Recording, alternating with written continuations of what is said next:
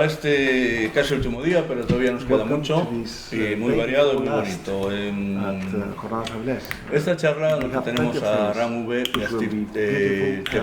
Seagal está basada en la figura del guionista. El guionista estrella, hemos puesto aquí en la industria americana, yo creo que sí que son guionistas estrellas, uno con una muy amplia trayectoria que abarca ya desde los primeros 90 hasta ahora. Steve y Ram, que lleva pues, prácticamente una década haciendo cosas también muy interesantes, y vamos durante este tiempo también, desde luego, si queréis participar, pues ya sabéis, es tecnología pura, levantéis la mano y se os atenderá. Mi primera pregunta tiene que ver con qué consideran ellos que hace diferencial, si es que hay algún factor, que yo creo que los hay, pero bueno, a ver lo que nos dicen ellos. ¿Qué hace diferencial un guión de cómic de un guión de una novela, de un guión para cine, para televisión, para videojuegos? ¿Qué es lo que hace diferente un guión de cómic de un guión para otro medio? The biggest difference for the work that I do is that a comic book script is for a single person. I'm writing a text for just an artist. And Diego, I'm going to go shorter with you. So do that part, and I'll go back and forth. Okay. La principal diferencia es que como guionista de cómic escribes para una única persona. Solo escribes para el dibujante. But a TV or animation script is for anywhere from 70 people to 300 or 400 people. And so when I write a script for an artist, I want to give them exactly the document they need. And when I write a script for TV or animation, I need to give a script that can be used by an army of people in different ways. Así que en el caso de la animación, en realidad escribes para desde 70 a 300 o 400 personas. Cuando escribo un guión para un único dibujante, intento darle toda la documentación que va a necesitar. Cuando escribo para televisión o animación, tengo que ser consciente de que solo va a leer un batallón de personas. So the script I write for Ben 10 looks the same as every other script I write for Ben 10 or any animation or TV. The script I write for a comic book artist is going to be unique to that artist based on what they would like the script to look like. Así que cuando escribo un guión, por ejemplo, para un capítulo de Ben 10, pues es un guión que es indistinguible, es totalmente semejante a cualquier otro guión de Ben 10 o cualquier otro guión de una serie de animación que haya podido escribir. Pero en el caso de un guión de cómic, ese guión es específico y único para ese dibujante. And the last thing I will say about that is that I have artists who want everything I know about a story, so the scripts are very, very thick and research heavy, and I have artists who want a haiku, a very brief thing that they can improvise from. And the newest book I'm doing, I suggested to the artist that there is no script. We start with the art, no story idea, no nothing, just images, and then I will script after that. Y luego ya depende del dibujante. A veces los hay que me dicen, pues quiero saber absolutamente todo lo que tú sabes sobre la historia y que me mandes toda la documentación que has hecho y toda la información. Entonces les mando tochacos de guión. Y hay otros que me dicen, no, a mí dame 4 cositas con las que yo pueda improvisar y a partir de ahí ya lo hago yo. Depende del dibujante. En el último proyecto, por ejemplo, en el que me he embarcado, no hay guión. El dibujante ya ha hecho todas las ilustraciones y me las ha enviado y a partir de ahí yo crearé la historia. No hay ningún tipo de guión ni nada por el estilo, simplemente crear la historia a partir de las ilustraciones. Sir? Yeah, on a very basic level, and I'm sure everyone understands this, that comic book script is written as a sequence of still images, whereas film and TV, you're really talking about moving characters, moving images, the camera can move left to right. But if you think about that basic idea in a little bit more detail, it does interesting things. So comic then becomes about design. Apart from writing the script, it also becomes about juxtaposition. What you're placing next to each other, which 2 panels are next to each other, what text is next to what art. And I think the more you start thinking about a comic book script that way, the more interesting things you find that you can do with it. I'll let you do that one first. Pues creo que la diferencia básica es que en realidad el cómic es una secuencia de instantáneas, son imágenes congeladas en el tiempo. En cambio, en televisión y en cine hay la sensación de movimiento. La cámara se puede mover, puedes seguir a determinado personaje, centrarte en determinado sitio, mover hacia la izquierda o hacia la derecha el objetivo. En el caso del cómic, no. Y cuanto más empiezas a pensar en esa diferencia, más detalles vas percibiendo y más consciente eres de que en realidad los cómics son una cuestión de diseño, de decidir qué dos viñetas vas a yuxtaponer, qué dos viñetas van a ir la una al lado de la otra, qué texto va a acompañar a qué imagen. Cuanto más piensas en eso, más te das cuenta de las posibilidades que ofrece el cómic y de lo que lo hace realmente interesante. And then when it comes to film or TV or animation for that matter, a lot of the focus starts going in on, for me, on the acting, on what the characters are doing in each shot while they're talking. I still tend to follow the same principle from comics, that the text, or in this case the acting and the shot, need to be doing different things, need to be doing more things than just the sum of their parts, if you will. So I try to put that in a film and TV script. And then I think it's interesting to note the acting, because when you then translate that backward to comics, your endeavor in comics with acting kind of becomes this, to try and distill every acting down to one moment that you can present as a still image. And I think that's an interesting exercise, because it makes you think of comic books more in terms of theater acting, where you need these sort of big grand images because you don't have the ability to do micro expressions. So yeah, I think about acting in comics and live action quite a bit, and I think you can do very different things with it. Can we detour for a moment into acting? Yeah, sure. Diego, this will require interactivity that you've not encountered, I think. So how do you say I love you in Spanish? Te quiero. Te quiero. Okay, everybody needs to say te quiero. Te quiero. Whisper. Te quiero. Yell. Te quiero. Right, so text and subtext. It's I love you or I love you or I love you. Same text, meaning all over the place. In live action, actor delivers a specific subtext. In comics, you in your mind make subtext, and we have no control over that.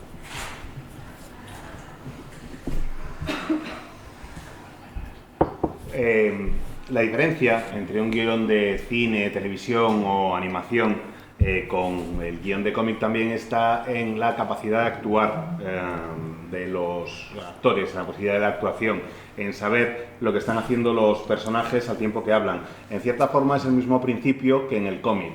Tienes la imagen y tienes el texto que debería complementar esa imagen. En el caso de los actores, la actuación tiene que ir más allá de la imagen que se está viendo en pantalla, de lo que se está viendo en el plano. Tendría que ser algo que, como resultado total, entre actuación e imagen, fuera más que la suma de las partes. Yo creo que eso es uno de los grandes elementos que tienes que tener presente a la hora de escribir un guión de cine o de televisión, precisamente el que haya esa posibilidad de actuar. Y esa idea de reflexionar sobre la actuación, sobre los personajes, es algo que me he llevado de vuelta al mundo del cómic. He tratado de destilar la esencia de esa actuación para poder presentarla como un instante congelado en el tiempo, para poder presentarla como una instantánea. Reflejar la interpretación de los personajes es algo que me preocupa mucho en cómic ahora también. Lo veo un poco como quizás más cercano al teatro incluso.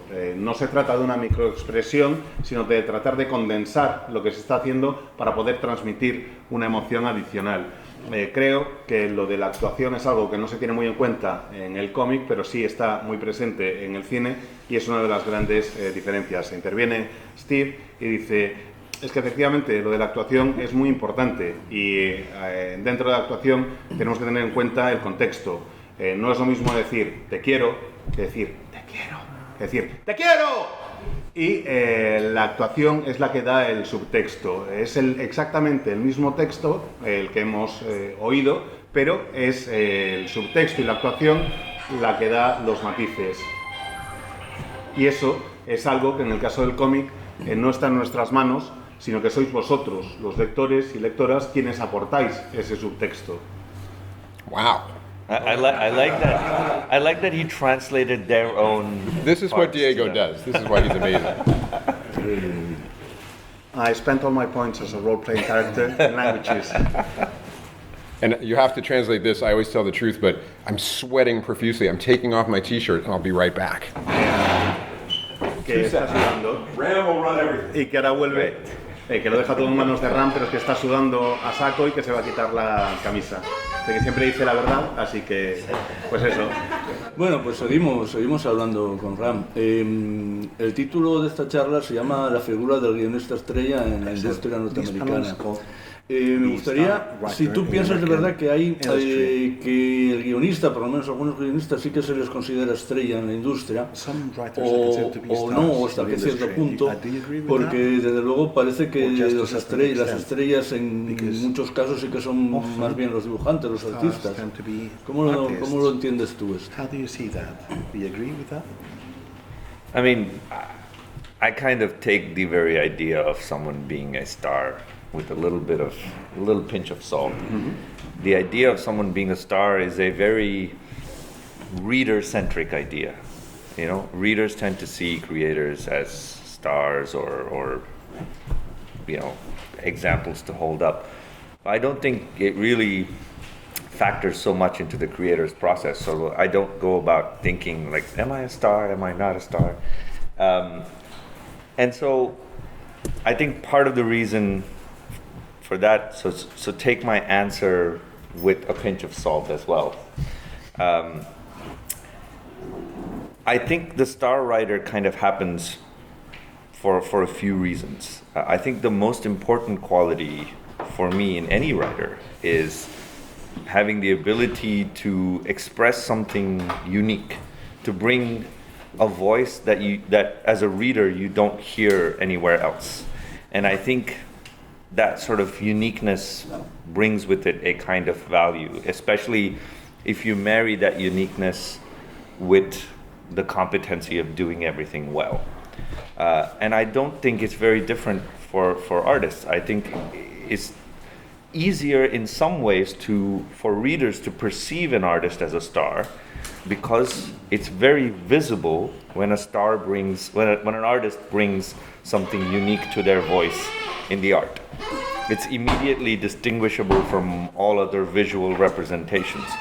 So I think it might take a little bit more patience to recognize a star writer, whereas I think it might be easier for people to see the work of a star artist.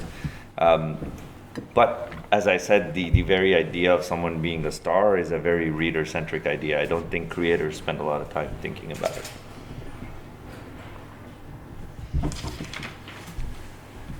Pues lo cierto es que esta idea de lo de una estrella me lo tomo con una cierta precaución, con cierta cautela. Creo que lo de la idea de la estrella es algo que se centra sobre todo en el lector, que es muy lector-céntrico, si queréis. Me parece que los creadores, muchas veces los lectores pues consideran que somos ejemplos a seguir, pero no creo que eso tenga una influencia en nuestro proceso creativo. Yo no me pongo a pensar en ser o no ser una estrella. De nuevo, esto que digo, tomadlo con un poquito de precaución. Creo que más que la idea de estrella, lo que es interesante para nosotros es ser capaces de tratar distintos temas con igual calidad, que nuestros guiones tengan la capacidad de expresar algo que resulta único para el lector o para la lectora. Creo que eso es lo único que hace que destaques y que puedas tener una cierta relevancia, que de ahí surgiría esa posible categorización. Eso implica también que si tienes una idea única y una visión única, lo que necesitas es la competencia para poder emparejar ambas cosas, la idea y la capacidad de transmitirla. Y eso es lo que tratamos de hacer. Me da la sensación de que el proceso es relativamente semejante para los dibujantes también, pero que quizás es más fácil reconocer el valor de un dibujante como alguien que aporta algo más. Cuando eres guionista y ves el dibujo de una persona, ves a ese dibujante como estrella rápidamente quizás, porque te das cuenta de que aporta algo único a su vez a la historia que tú has creado. Es difícil llevar a cabo una representación visual en la que no destaques si eres un dibujante medianamente bueno. Creo que es más difícil para un guionista aparecer como alguien que aporta algo extraordinario que para un dibujante. Pero de nuevo, sigo considerando que todo esto en el fondo son reflexiones que llevan a cabo los lectores, las personas que leen nuestra obra, y no es algo que los creadores tengamos tan presente. Y hazle la misma pregunta a Steve, por favor. What makes a writer a star writer, basically? Because that's the title of the panel. Yeah, well, just piggytailing off of what Ram said, it's up to you if somebody is a star or not. I think for writers, you have the best chance of doing your best work when you are writing an authentic piece of yourself into your work. I think the work that I've done that is least like superstar writing is when I'm trying to provide a story I think the audience wants me to provide. And I think the better writing that I do is when I provide a story that I feel personally compelled to provide and hope it finds somebody. Yo me sumo un poco a lo que nos estaba diciendo Ram hace un momento. Creo que es cosa vuestra, que está en vuestras manos el ver si alguien es una estrella o no. Básicamente, me parece que mis mejores guiones son aquellos en los que, cuando los estoy creando, dejo una pieza real de mí, una parte real de mí en ellos. Me parece que eso es lo que puede hacer que un guión sea realmente válido y que te ayude a conectar con el público, y eso es lo que me preocupa, más que la idea de estrella, el poder llegar a conectar con el público. Me parece que algunas de mis obras más personales han funcionado precisamente por eso, porque estás contando una historia que es personal, que es parte de ti. I will also add, in America, did you have Wizard Magazine in Spain? Do you know what that is? Okay, there was a magazine called Wizard Magazine, and they would list the top 10 writers every month. And I was never in the top 10 writers. I started in comics in 1987, never in the top 10 writers of Wizard Magazine. The day I was announced to take over X-Men, I was number 8 in the next issue, and none of my writing had been seen or read. But I was a superstar because I was attached to something. It had nothing to do with my work at all. Bueno, pues me gustaría añadir una cosa. Hay una revista en Estados Unidos que se llama Wizard, que vendría siendo la Dolmen de Estados Unidos, y allí hay un... ¿Qué pasa? Its reputation precedes it. Y hay una lista del top 10 de guionistas de cómic. Yo nunca había formado parte de ese top 10, y el día que se anunció que iba a escribir los guiones de X-Men, aparecí de repente en el número 8 de la lista. No había cambiado nada en mis guiones, nadie había visto nada de lo que yo iba a escribir para los X-Men, pero ya simplemente porque mi nombre se asociaba con aquella colección, me convertí automáticamente en un guionista estrella. And when I quit X-Men, the next month I was off the list and never on again. Y cuando dejé los X-Men, pues al mes siguiente desaparecí de la lista y nunca he vuelto a estar en ella. Superstar. Y siguiendo hablando de superestrellas, aquí en Europa hace ya muchas décadas, en España y en Europa, en Francia, en Bélgica, muchas veces, ni siquiera venía acreditado el nombre del guionista de un álbum. Y incluso había gente que se sorprendía cuando, pero esto lo escribe ahí en una máquina de escribir, haciendo... Entonces la pregunta sería, si pensáis que la figura del guionista está ahora mismo no suficientemente, no acreditada, porque desde luego el nombre sale, pero suficientemente reconocida por el lector y por la crítica, y por la industria también, por los editores.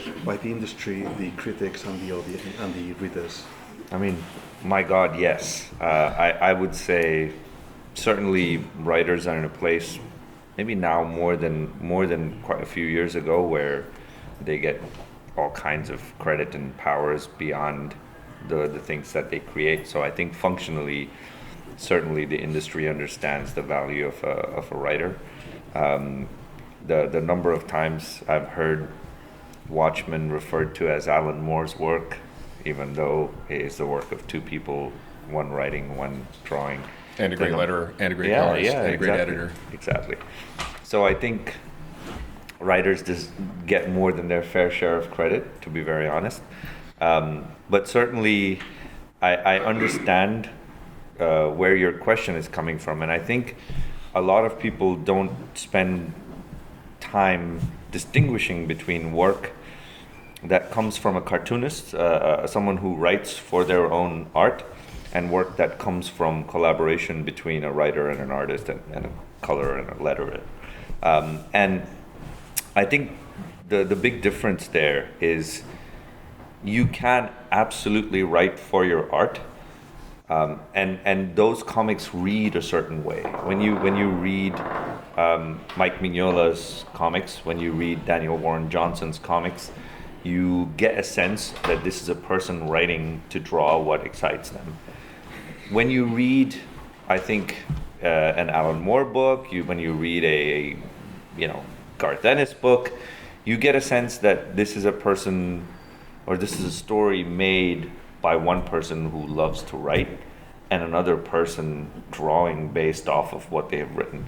And I think both of those things can be really interesting and wonderful, but I think it's important to understand what the end product feels like in both cases.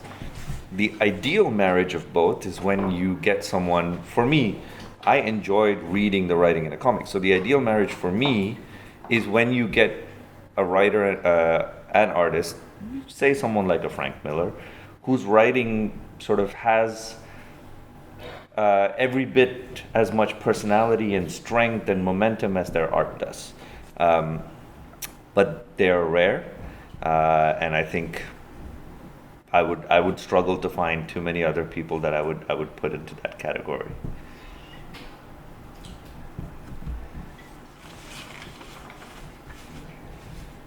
Creo que sí, que desde luego que se reconoce y se da valor a la figura del guionista y que eso lleva ocurriendo ya bastante tiempo. Los editores son perfectamente conscientes de que para que una serie funcione hay que entender cuál es la función del guionista, y creo que se ha puesto en valor la función del guionista desde hace ya mucho tiempo. Me hace gracia cuando la gente se refiere, por ejemplo, una editorial a Watchmen, siempre dicen el Watchmen de Alan Moore, y en realidad es algo que crearon dos personas, un guionista y un dibujante. Dice Steve, bueno, también el entintador, el rotulista, el colorista, etc. Efectivamente, pero es el guionista el que se lleva buena parte del crédito. Y eso es algo que me llama la atención. Básicamente te puedes encontrar con distintos tipos de cómic.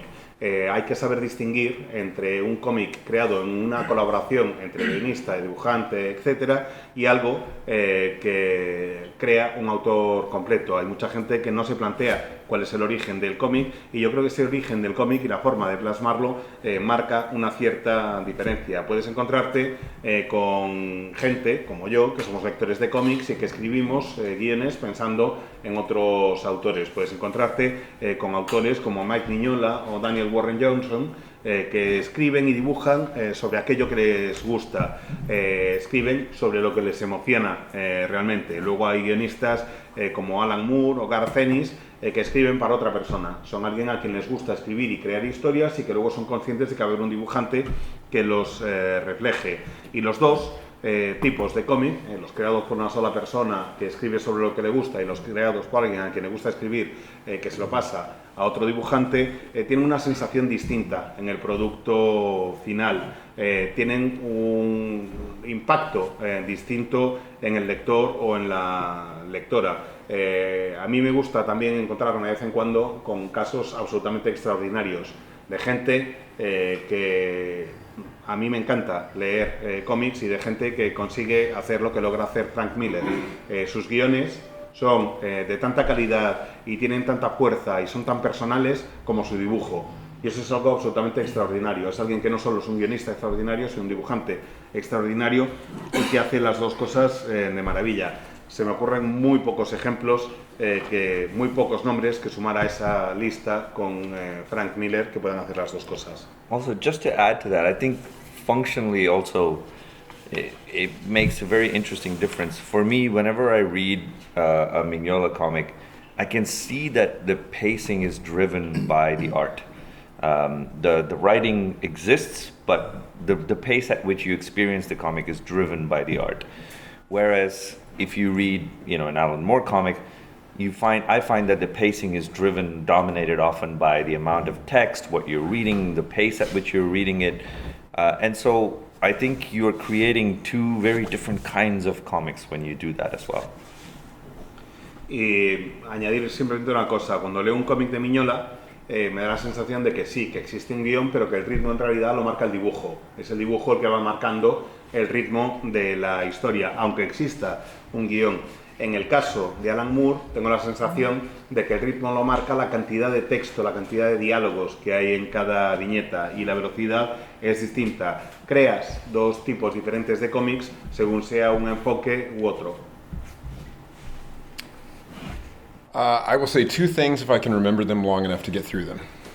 Pues intentaré deciros dos cosas, a ver si me aguanta la memoria para acordarme de ellas. Which means probably one thing. O sea que seguramente será una solo. The goal for me at this point in my writing of comics is to not have the writing seen more than the art, to not have the art seen more than the writing, to not have the coloring overshadow the art, to not have the lettering overshadow the writing. I think that I agree actually with everything you just said about those two creators specifically, and I like both of them immensely, but a cartoonist has an organic feel about the book itself, where you just feel like you're with somebody on a story, and you forget about, did they write, draw, pencil, ink, color, letter, ideally for me.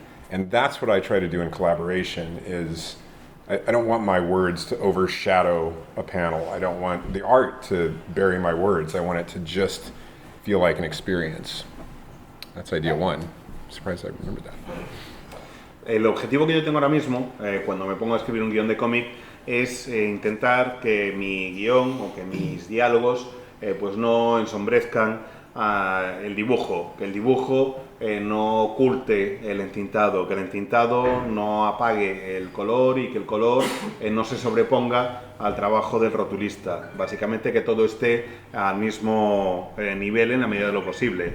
En el caso de estos dos autores, por ejemplo, y de los que nos estaba mencionando Ram, en el caso de autores completos, me encanta todo lo que hacen, pero en un dibujo, en el caso de un autor completo, tiendes a olvidarte de si fue primero el guión o luego el dibujo a lápiz o luego la tinta, lo ves como un todo. Entiendes que el producto final es lo que importa y en la colaboración es lo que intento hacer, que haya ese sentimiento de que todo fluye y que te olvidas de quién ha hecho qué, de que el texto no oculte, no tape las viñetas.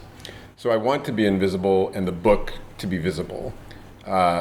As a counterpoint, though, in Hollywood, the writer is often invisible, meaning it starts with the writer and then the writer is set aside and it's everybody else. It's the director, it's the actors, it's the producers. And I think what the fundamental flaw of that is that people are writing when they don't call it writing. So, as you were saying with Mignola, he's writing. He's not just drawing a comic book as a cartoonist.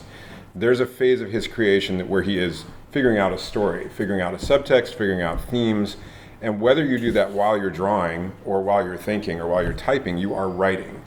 And I think Hollywood forgets, a lot of producers will say, well, that was my idea. Well, if you have an idea, if your functioning process is idea origination, you are writing. So you are a writer in that moment. And so the idea that writers are dismissed or forgotten or set aside in that context is silly because they are setting themselves aside and trying to set others aside. Yo intento, en la medida de lo posible, convertirme en alguien visible para que lo que sea visible sea el libro, la obra final. En Hollywood es al revés, los guionistas son los que tienen la idea y a partir del momento en que tienen la idea parece que se olvidan de ellos, que ya no está escribiendo nadie la historia. Los directores, actores y productores pasan a tomar el papel relevante y a ocupar pues las primeras planas. Escribir un guión, crear un guión, mejor dicho, no quiere decir ponerte ante un teclado y empezar a escribirlo.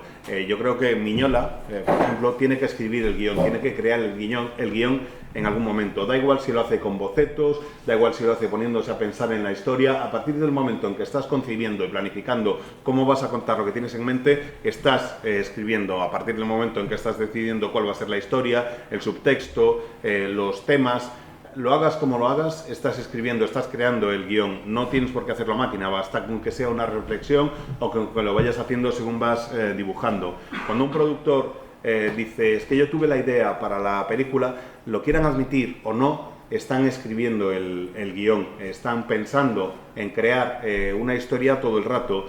Por eso me resulta realmente sorprendente que con tanta gente concibiendo la historia y creando el guión, lo que se pretenda ocultar o lo que se deje de lado muchas veces sea la figura del guionista. It's so much more sexy when he says it. ¿Eso no lo traduces?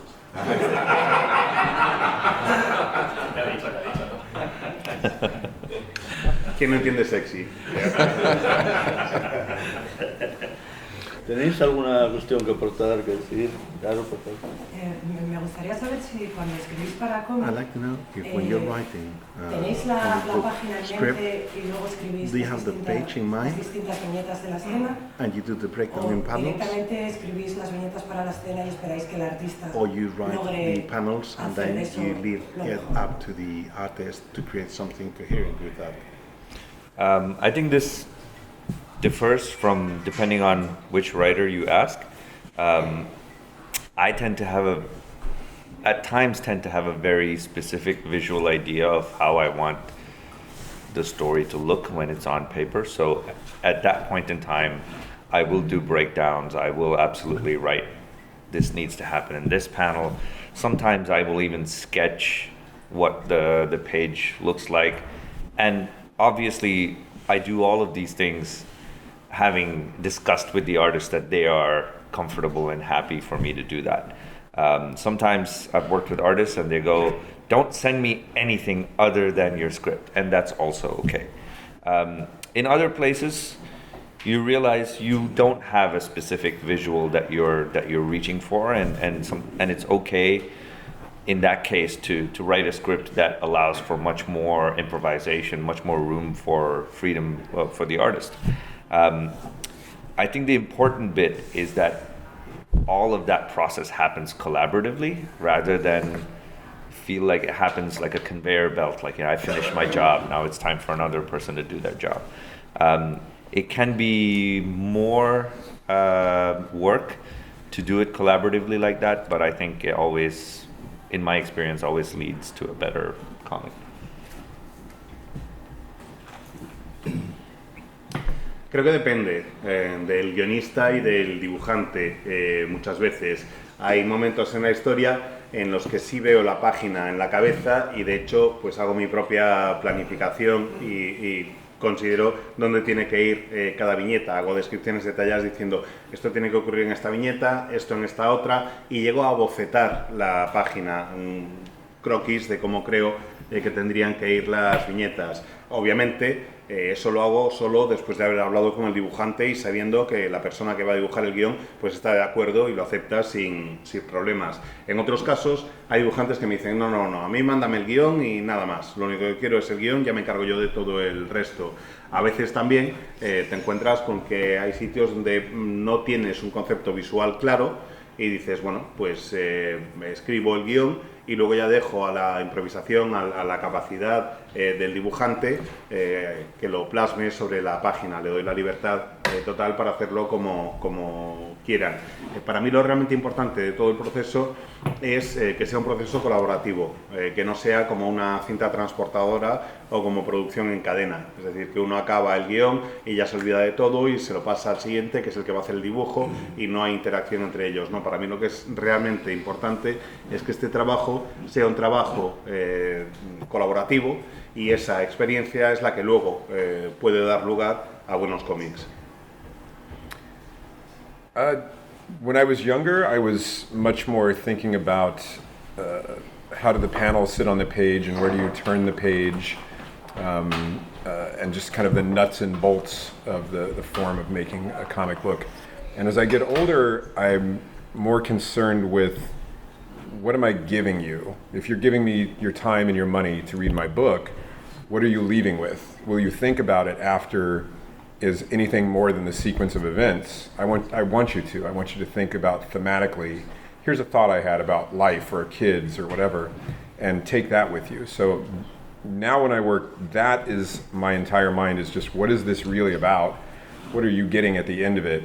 And then I go back to the toolbox of here's the ways I can use panels, placements, page turns, along with the artist to help give you that idea more than I'm thinking about page by page. Cuando era más joven sí me preocupaba pensar cómo iban a colocarse las viñetas en la página. Me interesaba mucho pues entender los entresijos, los engranajes, cómo funcionaban todos los detalles de la página. Según me he ido haciendo mayor, me ha empezado a preocupar bastante más qué te doy. Si tú como lector me estás dando tu tiempo y tu dinero, ¿qué te estoy ofreciendo yo a cambio? Espero que no sea simplemente una secuencia de acontecimientos, sino que te lleves algo más, que aprendas, perdón, que te acompañe algo más mi trabajo y que te haga pensar en distintos aspectos de la vida. Yo qué sé, pues algo que te puede ocurrir en tu día a día o qué pasa con los críos, etcétera. Mi trabajo es más sobre eso, sobre generarte esas sensaciones y esas reflexiones. Una vez tengo claro qué es lo que quiero transmitir, qué es lo que quiero que te lleves como lector o como lectora, lo que hago es echar un ojo entre todas las herramientas a mi disposición para ver, bueno, pues a lo mejor puedo meter aquí este tipo de viñeta o el giro de página, el pasar la página, pues entre esta y esta tiene que pasar esto, en fin, pero me preocupa más la obra en su conjunto que el reparto de las viñetas en cada página. Bueno, como no podía ser de otra manera, aquí se ha hablado mucho de colaboración. La palabra colaboración se ha usado mucho. Yo creo que fue Roy Thomas en una charla que lo oí hace ya muchos años, que dijo que una buena colaboración es aquella en la que las dos partes hacen el 90% del trabajo. Como de alguna manera ya habéis explicado un poco cómo funciona o cómo entendéis vosotros la colaboración con vuestro dibujante, quisiera que quizá como anécdota nos contaréis cuál fue o alguna de cuáles ha sido vuestras mejores colaboraciones, pero también de las peores. Y si no queréis citar en este caso al artista que fue vuestra peor colaboración, no lo hagáis, pero bueno, no os va a oír. Don't do it, but if you could share your best and worst experiences in our cooperation. I'm going to go polar opposites. Instead of good and bad, I'm going to go different working methods. Y en lugar de decir el mejor y el peor, voy a hablar de métodos de trabajo totalmente opuestos. When I work with Teddy Christensen, a Danish artist who I work with a lot, he wants everything. He wants panel breakdowns, he wants descriptions, he wants research, he wants all the dialogue, he wants everything he can possibly have before he starts. And I'm happy to give that to him, but I say, as Ram was saying, change whatever you want. You know, if you have a better way, if something hits you wrong, if you have a better approach, I want you to have everything you need, but I also don't want you to feel trapped by that. It's not my comic, it's our comic. So that's one side. Por ejemplo, cuando trabajo con Teddy Christiansen, que es un dibujante danés con el que he colaborado muchísimo, Teddy quiere que se lo dé todo. Quiere que le dé pues, la planificación de página por viñetas, toda la investigación que he llevado a cabo, los diálogos, el guión completo. Quiere tener todo eso antes de empezar a dibujar. y yo estoy encantado de dárselo, por supuesto, pero siempre le digo pues algo semejante a lo que nos comentaba Ram, y es que le digo, oye, Teddy, lo que quieras, pero cambia lo que te dé la gana. Si ves que hay algo que no funciona, adelante. Si necesitas cambiar algo por el motivo que sea, tienes toda la libertad, porque tiene que ser algo que sea nuestro cómic, no mi cómic. Steve, sorry. Yep. Voy a decirlo en español. En el último caso que nos contabas, es Teddy el que te está dando todo a ti, todas las imágenes. But in the last case you were telling Antes us de que about, hagas it's nada, Teddy who's entonces, giving you everything. Come to my panel tomorrow and I'm bringing the book and I'll show you what that's all about. That's a whole nother. Ram doesn't deserve that right now. Estamos anticipando la historia, eso no se lo merece Ram ahora mismo. Si queréis saber a qué se está refiriendo Germán, mañana, en la charla de Steve, traerá ese cómic, nos enseñará las imágenes, decírselo a vuestros amigos, llenad el auditorio. Eso no lo ha dicho él, lo digo yo, pero bueno. I'm telling them to come and I love that. But it was just to challenge the way we work together. That's all that's about. More tomorrow. Pero con respecto a tu pregunta, pues precisamente era para desafiar a nuestro método de trabajo, para plantearnos un reto en nuestra forma de trabajar. On the other side, when Matt Wagner and I were working with Guy Davis on Sandman Mystery Theater for 5 years, Guy Davis does not want a script with everything in it. And I love to do research, especially about that time period, which was pre-World War II, New York City. Guy didn't want my research, so I needed to do all of my work, my 90%. But what Guy wanted was a 2-page document that just had, this is what happens in the first scene, this is what happens in the second scene.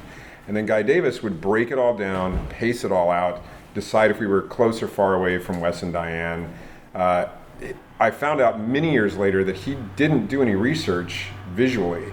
If you said, Guy, this takes place in the turbo reactors in a dam, he just knew what that looked like off the top of his head because he's a genius. So he didn't need all the extra. He's just a brilliant storyteller. So it's important to give him what he needs to make what I think was a good book.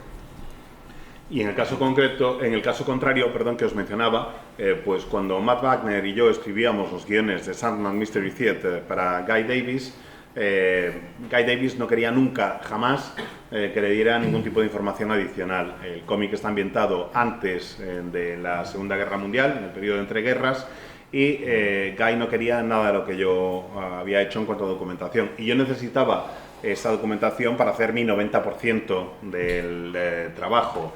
Él simplemente quería un documento de 2 páginas en el que le dijera, en la primera escena pasa esto, en la segunda escena pasa esto otro.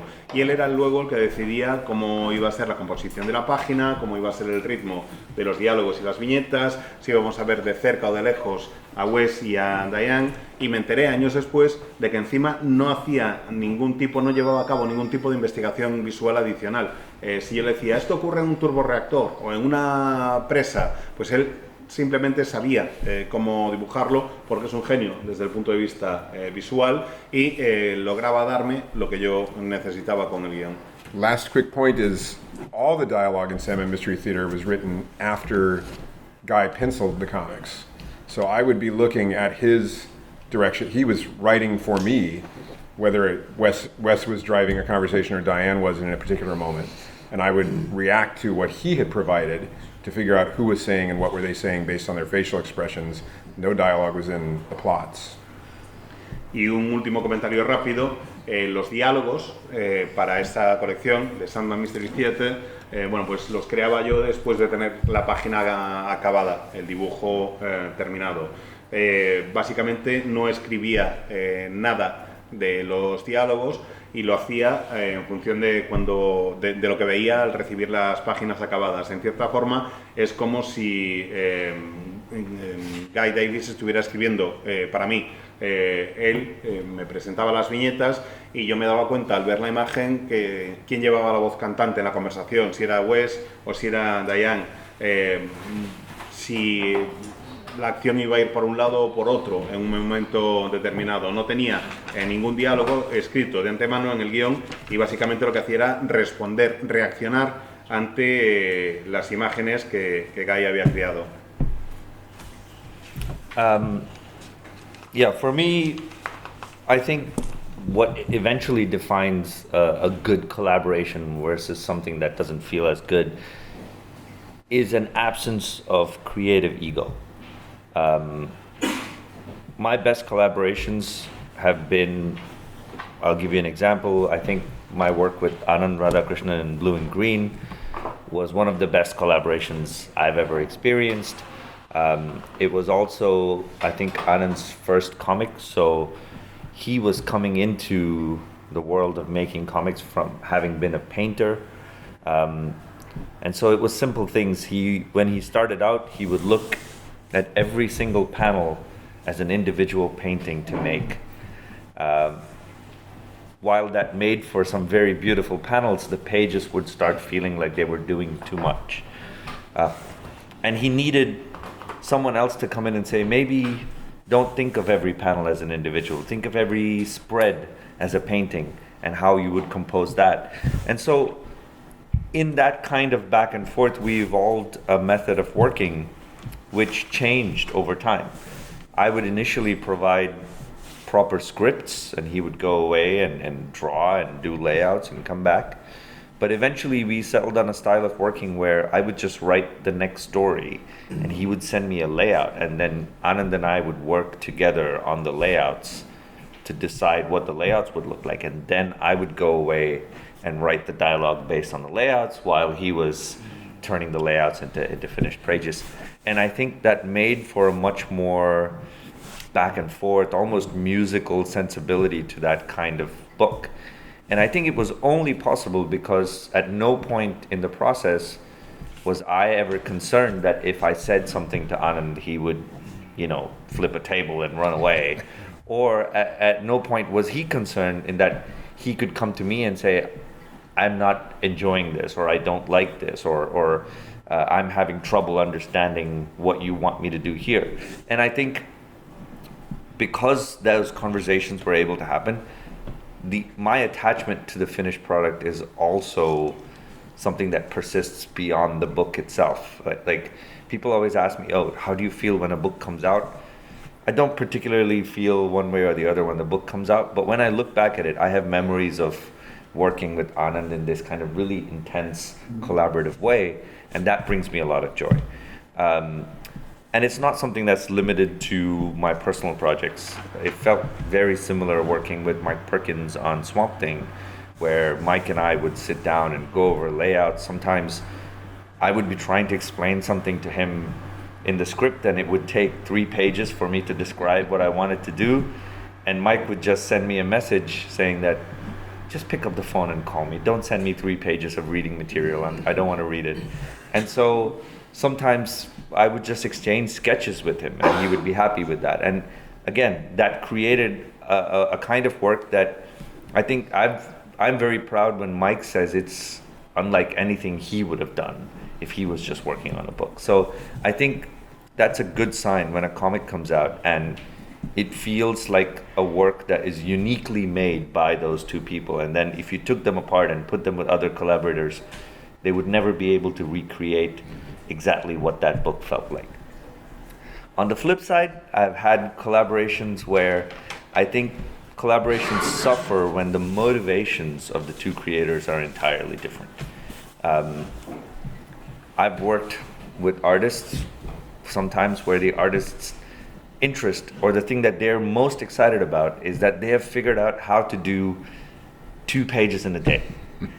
And I understand that this is a very big concern for a lot of artists, because artists' careers really suffer when they're like, I can only do 1 page in a week.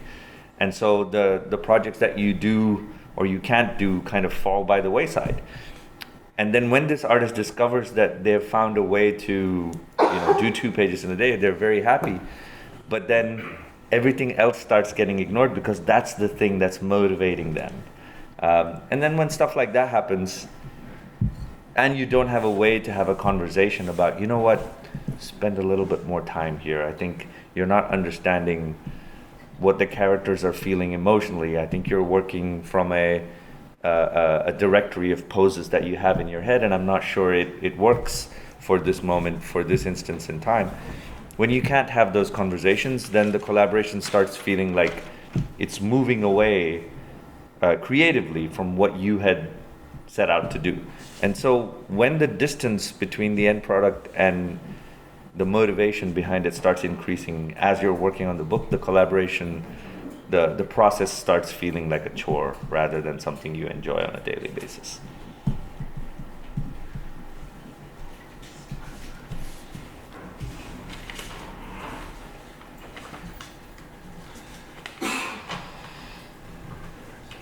Creo que la definición de una buena colaboración se produce cuando hay ausencia de ego por parte de los creadores, cuando ambos están dispuestos a dejar sus egos de lado.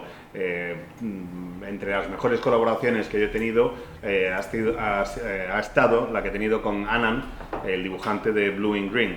Era su primer cómic. Él venía del mundo de la pintura antes de empezar a hacer historieta y veía cada viñeta como un cuadro individual que tenía que ir pintando y que tenía que ir haciendo. Y desde luego las viñetas eran preciosas, pero tenían demasiada información, eran demasiado sobrecargadas. Y yo le tuve que decir en un momento determinado, oye, ¿por qué no dejas de pensar en cada viñeta como un cuadro y piensa en la doble página como una imagen completa que tiene que contar la historia? Él aceptó mi comentario y fuimos desarrollando un método de trabajo que fue cambiando con el tiempo. Al principio yo le mandaba el guión completo con todos los detalles y él se limitaba a crear cada una de estas viñetas. Luego empecé a hacer una cosa distinta y es que yo le enviaba un boceto, le enviaba bocetada cómo veía la página y le decía que me hiciera sus aportaciones mientras empezaba a trabajar en el dibujo. Básicamente estábamos intentando desarrollar un sistema de trabajar juntos. Él él veía mis bocetos, me hacía sus comentarios, acordábamos cuál iba a ser la estructura en función a esos bocetos que habíamos ido creando entre los dos y luego yo me ponía a escribir los diálogos en función de esas páginas ya bocetadas y él se ponía a hacer la página completa, la página acabada. Y este era como una especie de proceso de toma y daca en el que estábamos los dos constantemente interactuando el uno con el otro. Y me parece que le da también, precisamente además en una obra sobre música, pues una cierta sensibilidad de musicalidad al trabajo. Realmente me parece que es una colaboración que nos permitió hacer algo absolutamente distinto a lo que hubiéramos podido hacer en solitario. Creo que también es muy importante tener presente que se trata de que todo el mundo se divierta en el proceso de crear la obra, que el dibujante disfrute creando las páginas, que deje, porque en el momento en el que deje de gustarle, en el que deje de divertirse, en el momento en que empiece a convertirse en un encargo más que una obra propia, aunque sea trabajando para una editorial, aunque no sean obras de propiedad intelectual nuestra, pues entonces se pierde el valor y la frescura de lo que estás creando. Me parece que el poder hablar con tanta libertad, el poder intercambiar opiniones, hace que exista un vínculo especial con el producto acabado, con la obra, que va más allá de lo que son las páginas en sí, sino que hay algo más interesante, algo que trasciende al cómic. Muchas veces me preguntan, oye, ¿y qué sientes cuando ves tu cómic y cuando lo tienes en las manos? A mí normalmente me da un poco igual que se haya publicado lo que veo, o sea, cómo queda lo que se ha publicado. Lo que suelo ver en la obra, eso es lo que quiero decir, es los recuerdos del proceso que me llevó a crearla. Recuerdo, en este caso concreto, la colaboración con Anand, que fue una colaboración realmente muy intensa, pero al mismo tiempo muy interesante, y eso es lo que me llevo en este tipo de proyectos. Y este tipo de colaboración no se da solo, como os decía, en obras de propiedad mía, sino en obras de encargo también para otras editoriales. Cuando colaboré con Mike Perkins en La Cosa del Pantano, íbamos los dos intentando encontrar nuestro ritmo y nuestra forma de trabajar. A veces le daba un guión muy detallado y dedicaba 3 páginas a contarle qué es lo que tenía que dibujar. Y él me decía, no tío, así no. Entonces nos poníamos y charlábamos y él me llamaba por teléfono y me decía, no me mandes 3 páginas, llámame y cuéntame qué es lo que quieres que dibuje. Y entonces podíamos intercambiar opiniones y ir haciendo bocetos que nos resultaran satisfactorios a los dos, y a partir de ahí que él fuera creando la página. Estoy muy orgulloso cuando veo entrevistas con Mike Perkins y dice que lo que más le gusta de La Cosa del Pantano es que el resultado final es distinto a lo que hubiera sido si se hubiera encargado él solo del libro. Hay que tener siempre presente que la obra se crea entre 2 personas y que el resultado ideal es cuando el producto final es algo distinto a lo que hubiera creado cualquiera de esas 2 personas con otra. Tiene que haber una conjunción de los creadores y el resultado tiene que ser distinto a lo que hubiera podido hacer el dibujante con otro guionista o yo con otro dibujante. Para mí eso es el espíritu de la colaboración. Si no existe esa colaboración, no funciona el material. Sé que no siempre es fácil llegar a esa situación porque necesitas que ambas partes del equipo estén en sintonía. Muchas veces lo que emociona al dibujante es que de repente ha descubierto un cambio en su estilo que le permite dibujar 2 páginas al día. Y lo único que le preocupa al dibujante ya a partir de ese momento es que ya puede dibujar 2 páginas al día. Le da absolutamente igual la historia, no está involucrado, no participa. Lo que quiere, y lo entiendo, es poder decir, he encontrado la forma de dibujar 2 páginas al día. Porque eso implica que van a poder ganar más dinero y es normal. Pero eso hace que a veces la frustración que han sentido porque hay proyectos que se han quedado en el tintero porque no conseguían mantener el ritmo de publicación, pues ya no sea algo que les coma la cabeza. Ya son capaces de dibujar en 2 páginas al día y el resto les da absolutamente igual. Cuando eso ocurre, da igual lo que hables, da igual lo que intentes, el proyecto no va a salir bien, no va a salir adelante porque no hay emoción, porque el dibujante que ha encontrado ese nuevo estilo, al dibujante que ha encontrado ese nuevo estilo, lo único que le importa es utilizar el directorio de poses de los personajes que tienen en la cabeza. Va a recurrir a eso, va a tirar directo por la página y se olvida del elemento colaborativo del cómic. Deja de lado la creatividad simplemente para poder ponerse a trabajar. Yo entiendo las circunstancias, entiendo la motivación de un dibujante cuando lo que le preocupa es precisamente eso, pero creo que en ese proceso se pierde la diversión y el elemento lúdico que debería estar presente a diario en la creación de un cómic.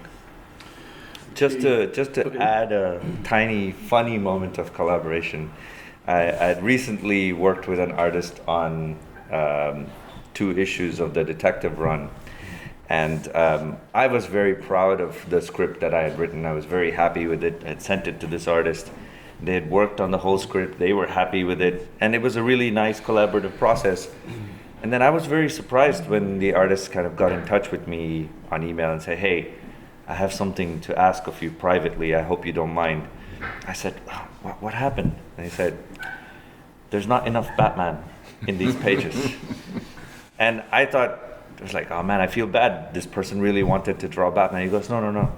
The pages with Batman, they sell for a lot more than pages without Batman. Yes. Can you put more Batman in the next issue? I was like, okay. I can put more Batman in the next issue.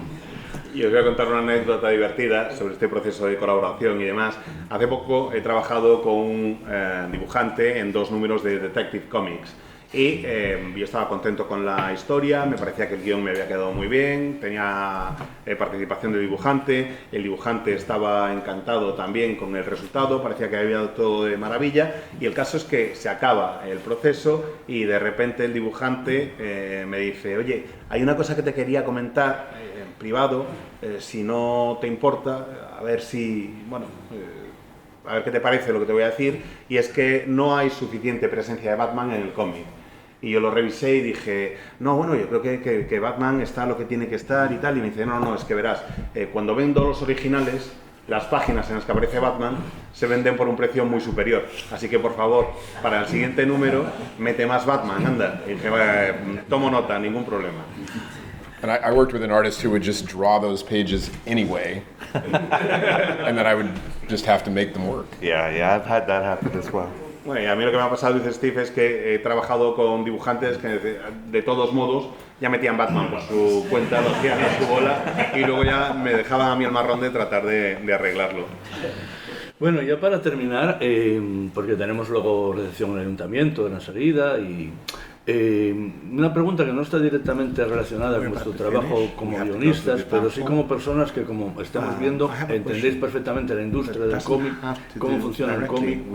Y la pregunta sería, ¿cómo veis el futuro de este medio, sobre todo en la industria americana, que básicamente es de Estados Unidos, que básicamente en la que trabajáis? No estoy hablando dentro de 50 años, sino quizá en los próximos 5 o 10 años. ¿Hacia dónde pensáis que va a ir el cómic? ¿En una dirección, otra, un sentido, un formato? No lo sé. To go on as far as formats and everything is concerned? I mean, I think it's a difficult question for me to answer because I don't particularly concern myself with greater questions of the industry, etc. Like my joy is in just like, okay, what's the next book I'm making? But I think if you look at, and I'm concerning myself largely to creative questions, but if you look at the trends, I think we're coming to a point where, because of the prevalence of other mediums suddenly discovering superheroes and deciding superheroes are all they want to do, I think there is definitely a fatigue setting in around superhero stories, or at least the kind of superhero stories that the vast majority of the maybe past 5-10 years have been putting out. I do think that there is now a growing appetite for the kind of subversion, reinvention, pushing of boundaries that we saw maybe in the mid to late 80s when sort of Vertigo was in its heyday. And I also feel like there is a new generation of readers who are the kids of parents who grew up reading Vertigo, who are very aware of that era of comics. And so there's a real desire and thirst to see some of those sort of more interesting motivations coming back into making superhero things. And then as far as creator-owned things are concerned, I think we are really in an era of creator power, where creators are given the freedom and have more options than they ever did before in terms of what they can do to tell their own stories and make their own books. And I think that is a very powerful and important thing that creators should not forget and never let go of. I started my work in comics off of doing my own books. DC and Marvel got in touch with me because of the work that I had done on my personal books, and I don't think that will change going forward. I don't think that should change going forward.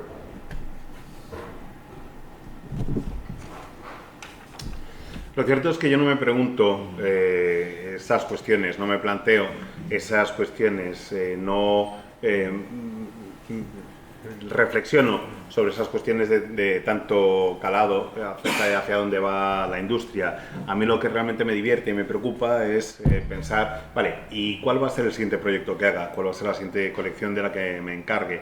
Sí veo, de todos modos, que existe una cierta tendencia a ir cambiando un poco las cosas. Hasta ahora los superhéroes han vuelto a ser la figura dominante, principalmente por su presencia y prevalencia en otros medios, pero tengo la sensación de que empieza a haber algo de fatiga en ese sentido, de tanta historia de superhéroes, y creo que se está ampliando el abanico del tipo de historias de superhéroes que se van y se pueden contar. Creo que estamos viviendo un momento un tanto subversivo en el que se van a reinventar o a redefinir las fronteras, un poco como lo que ocurrió desde mediados de los 80 hasta el apogeo de Vértigo. Creo que está llegando al mundo del cómic una nueva generación de personas cuyos padres leían Vértigo y tienen sed de más cosas, de un material distinto que haga un poco más interesante, más variado el mundo de los superhéroes. En cuanto a los cómics de creación propia, creo que los creadores seguimos teniendo el poder en este sentido. Tenemos más libertad, más opciones y podemos seguir creando nuestras historias de manera colaborativa. Y yo no creo que eso vaya a cambiar en mi futuro. Tengo muy presente que yo empecé con obras de creación propia y que gracias a esas obras propias DC y Marvel me ofrecieron trabajo. Mi obra personal tiene una serie de características y yo creo que seguiré teniéndolas y seguiré haciéndolo, eso no cambiará en el futuro. The good news is that words and pictures together is how we tell many stories, and that won't go anywhere, obviously. Europe and Japan have always understood that comics is just a way to tell stories with words and pictures, that you can tell any story that way. The US has been a little more recalcitrant in fully embracing that idea. I have one more idea after that. Bueno, yo creo que la buena noticia es que la combinación de texto e imágenes para contar una historia no va a desaparecer jamás. Que en países como Japón han asumido y tienen muy claro que la colaboración o que la combinación de texto e imágenes para contar una historia funciona muy bien. Estados Unidos ha sido un tanto más recalcitrante en ese sentido. The thing I don't understand about the US market is that it lives in this constant state of denial that publishers decide what audiences want, when in fact audiences tell publishers what they want. So if sales are down, it's because publishers are not providing the books audiences want. And sales are down at the big two. Historically, just keep notching down. Sales are way up on books for young to teenage girls. And now publishers are chasing that. It's like the audience will tell you what they want to read. You have to be looking to where they're looking at things. You know, my kids love comics, but they love them on their phone. And they love video games and movies, but they love them on a headset. And this is not where older people are looking for those things to be found. But if we want to retain an audience, we have to look at where the audience is looking for the things we want to make for them. Y veo también una cuestión desde el punto de vista comercial, y es que hay una cierta negación constante por parte de las editoriales norteamericanas, sobre todo por parte de las dos grandes, que están empeñados en pensar que es la editorial la que marca lo que el público quiere leer y no al revés. Las ventas de superhéroes han ido cayendo paulatinamente y las ventas son más bajas, pero las ventas en tebeos para un público juvenil, por ejemplo, y para lectoras están aumentando muchísimo en Estados Unidos. Y ahora las dos grandes están intentando reaccionar y meterse en ese mercado. Creo que mientras las editoriales sigan pensando que son ellas las que imponen lo que el público quiere leer, va a seguir esa tendencia. Si realmente quieres llegar a posibles nuevos lectores y lectoras, tienes que tener en cuenta que los chicos y las chicas de hoy en día pues les interesa poder leer los cómics en su teléfono, poder jugar a un videojuego o poder ver en pantallas individuales las historias audiovisuales que se les están contando. Y eso no es lo que nosotros habíamos vivido. Mientras sigas buscando en el público tradicional esos nuevos lectores, no vas a llegar hasta ellos. Tienes que ir a donde están los nuevos lectores y espectadores para poder darles lo que ellos quieren. That said, all my next projects are just like oversized hardcovers. Una vez dicho esto, mis siguientes proyectos son tochacos en tapadura. Bien, hemos tenido el privilegio de compartir reflexiones con dos, no sé si guionistas superestrella, en mi opinión sí, pero sobre todo dos grandísimos escritores, dos grandísimos artistas, y queríamos daros un aplauso, las gracias por vuestro trabajo, vuestra presencia. Thank you very much for your work.